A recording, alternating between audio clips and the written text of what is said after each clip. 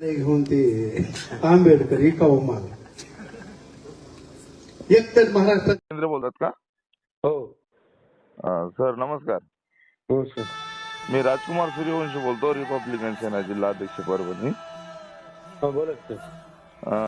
सगळ्याला माहित आहे विकाऊ कोण आहे, का आहे, काय नाही. सगळ्यांनीच माहित आहे माझा स्वभाव कसा आहे, मी कसा आहे.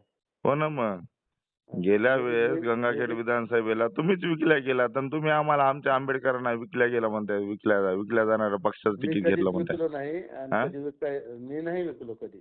हा मग तुम्ही विकल्या गेल्या ना गेल्या वर्षी. तुम्ही कसं काय? गेल्या 5 वर्षाखाली काय केलं तुम्ही? विकल्या गेला नाही तर काय केलं तुम्ही?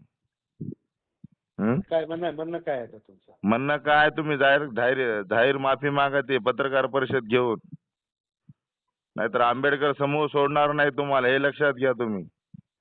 मी दिलगिरी व्यक्त केली.